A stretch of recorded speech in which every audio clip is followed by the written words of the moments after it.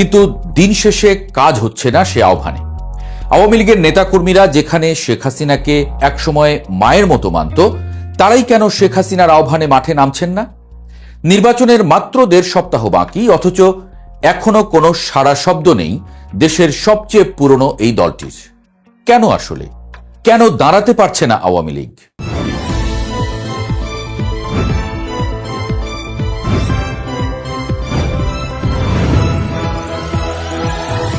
আওয়ামী লীগ কেন আজ পঙ্গু, তার উত্তর খুঁজতে খুব বেশি দূরে যাওয়ার দরকার নেই। গত ১৭ বছরের উন্নয়ন উৎসবের আড়ালে দলটির মেরুদণ্ড চিবিয়ে খেয়েছে একঝাঁক হাইব্রিড আর সুবিধাবাদী পরগাছা। শেখ হাসিনা দিল্লি থেকে যতই বার্তা পাঠান, সেই বার্তা মাঠ পর্যন্ত পৌঁছানোর মতো তার বা কানেকশনগুলো এখন সম্পূর্ণ বিচ্ছিন্ন। কারণ যাদের মাধ্যমে এই বার্তা পৌঁছানোর কথা, সেই নেতারা হয় পালিয়েছেন, নয়তো অর্জিত বিপুল সম্পদের পাহাড় বাঁচাতে প্রতিপক্ষের সঙ্গে গোপন আঁতাত করে বিলাসী জীবন কাটাচ্ছেন। গত ১.৫ যুগে আওয়ামী লীগ রাজনৈতিক দল থেকে পরিণত হয়েছিল একটি লাভজনক ব্যবসায়িক প্রতিষ্ঠানে, যেখানে বিনিয়োগকারীরা সময়মতো মুনাফা তুলে সটকে পড়েছে, আর দেউলিয়া হওয়া প্রতিষ্ঠানের দেনা মেটানোর দায় এসে পড়েছে নিচু স্তরের অসহায় কর্মীদের উপর। ক্ষমতায় থাকাকালীন আওয়ামী লীগে এমন এক দানবীয় সংস্কৃতির জন্ম হয়েছিল, যেখানে আওয়ামী লীগ পরিচয়টা লিজ দেয়া হয়েছিল নব্য ধনকুবের আর হাইব্রিডদের কাছে। দলটির দীর্ঘদিনের পরীক্ষিত নেতাকর্মীদের কোণঠাসা করে যে নব্য নেতাদের দাপট প্রতিষ্ঠিত হয়েছিল, তারা ছিল মূলত সুসময়ের কোকিল। এই হাইব্রিডরা ক্ষমতার ১৭ বছরে রাজপথের লড়াকু কর্মীদের কোনো পাত্তাই দেয়নি। উল্টো বিরোধী দলকে দমনের নামে তারা যে অমানবিক বাড়াবাড়ি আর লুটপাট চালিয়েছে, তার দায় এখন চুকাতে হচ্ছে গ্রাম বা শহরের একবেলা খেয়ে না খেয়ে থাকা সাধারণ কর্মীকে।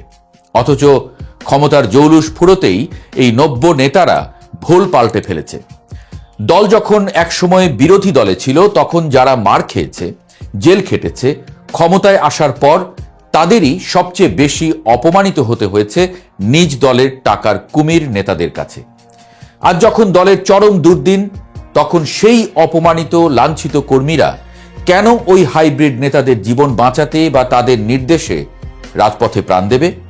কর্মীদের সেই আবেগ আজ ঘৃণায় রূপ নিয়েছে।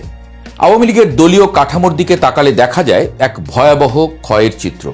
গত ১.৫ যুগে দলটির প্রতিটি স্তরের কমিটি ছিল মূলত তোষামোদকারীদের পুনর্বাসন কেন্দ্র। রাজনীতিকে সুকৌশলে নির্বাসনে পাঠিয়ে সেখানে জায়গা করে দেওয়া হয়েছিল বিশাল বিত্তের মালিক ব্যবসায়ীদের। ৩০০ আসনের মধ্যে প্রায় ২৭০টি আসনেই মনোনয়ন দেওয়া হয়েছিল হাজার কোটি টাকার মালিক ব্যবসায়ী আর আমলাদের। এই এমপি মন্ত্রীরা কোনোদিন রাজনীতি করেননি, তারা করেছেন টেন্ডারবাজি আর নিয়োগ বাণিজ্য। এদের বিরুদ্ধে যখনই দুর্নীতি আর ভয়াবহ অনিয়মের অভিযোগ উঠেছে, কেন্দ্র তখন অন্ধের ভূমিকা পালন করেছে। উল্টো এই লুটেরাদের সুরক্ষা দিতে গিয়ে দলটির হাইকমান্ড মাঠের ত্যাগী কর্মীদের সঙ্গে দীর্ঘদিনের আত্মিক সম্পর্ক ছিন্ন করে ফেলেছে। আজ নির্বাচনের মাত্র ১.৫ সপ্তাহ আগে যখন সংগঠনের আসল শক্তি দরকার, তখন দেখা যাচ্ছে সেই ব্যবসায়ী নেতারা মাঠ ছেড়ে অন্দরমহলে ঢুকে পড়েছেন। কারণ তাদের কাছে রাজনীতি ছিল স্রেফ ব্যবসার লাইসেন্স মাত্র। এখন যখন সেই লাইসেন্সের মেয়াদ শেষ, তখন তারাও আর নিজেদের ঝুঁকিতে ফেলতে রাজি নন। ৫ আগস্টের পর গত ১.৫ বছরের চিত্রটা আরও বিভৎস। ফেসবুক বা ইউটিউবে যে গুটি কয়েক নেতাকে এখনো চেঁচামেচি করতে দেখা যায়, তারা বাদে বাকি বিশাল এমপি মন্ত্রী আর কেন্দ্রীয় নেতাদের বহর আজ কোথায়? হাজার হাজার কোটি টাকা এদেশ থেকে পাচার করা সেই নেতারা আজ বিদেশে বা দেশের ভেতরেই দিব্যি বহাল তবিয়তে আছেন। খবর নিয়ে দেখুন, তাদের অনেকেই এখন জামায়াত বিএনপির স্থানীয় প্রভাবশালী নেতাদের সঙ্গে পার্টনারশিপে ব্যবসা চালিয়ে যাচ্ছেন। নিজেদের পাহাড় সম সম্পদ আর চামড়া বাঁচাতে এরা এতটাই অধপতিত যে দলের নাম নিতেও এখন লজ্জা পান। ভবিষ্যতে যদি আবারও কোনো সুযোগ আসে, দেখবেন এরা আবার ভোল পাল্টে ফেলবে। এই হাইব্রিড নেতাদের পাপের প্রায়শ্চিত্ত করছে সেই দরিদ্র কর্মী সমর্থকরা, যারা কোনোদিন ১ টাকাও দল থেকে পায়নি। হাজার হাজার মামলা, হামলা আর জেলের ঘানি টানছে রিকশা চালক, ক্ষুদ্র ব্যবসায়ী বা গ্রামের ছাপোষা আওয়ামী লীগ কর্মীটি, যে কর্মীটি টাকার লোভে দল করেনি, কেবল বঙ্গবন্ধু আর নৌকার আবেগে দলটা করেছিল, তার পরিবার আজ পথে বসেছে। অথচ লুটপাটকারী নেতারা আজ আরাম আয়েশে দিন কাটাচ্ছে আর কর্মীদের মাঠে নামার নির্দেশ দিচ্ছে। এই আকাশচুম্বী বৈষম্যই আজ আওয়ামী লীগের কোমর ভেঙে দিয়েছে।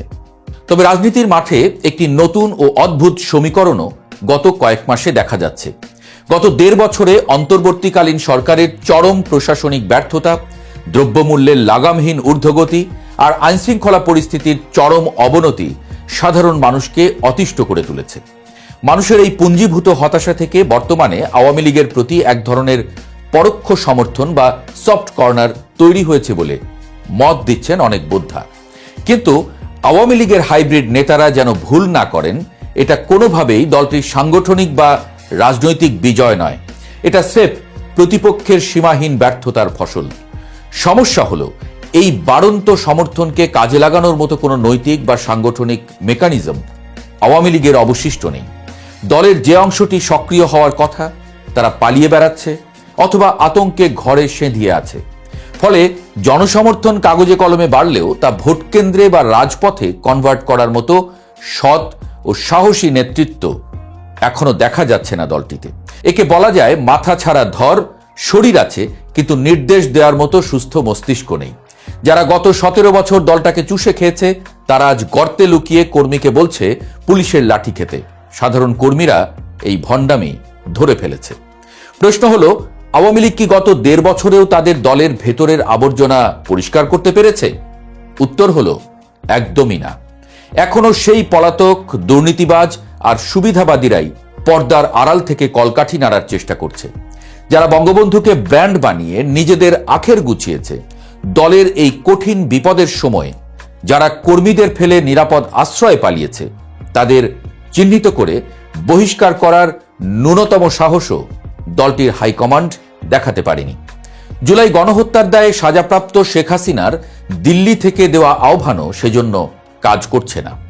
বিশ্লেষকরা বলছেন, আওয়ামী লীগ যদি আবারও ফিরে আসতে আসলেই চায়, তবে আগে ওইসব চোর বাটপার নেতাদের দল থেকে ঘাড় ধাক্কা দিয়ে বের করতে হবে।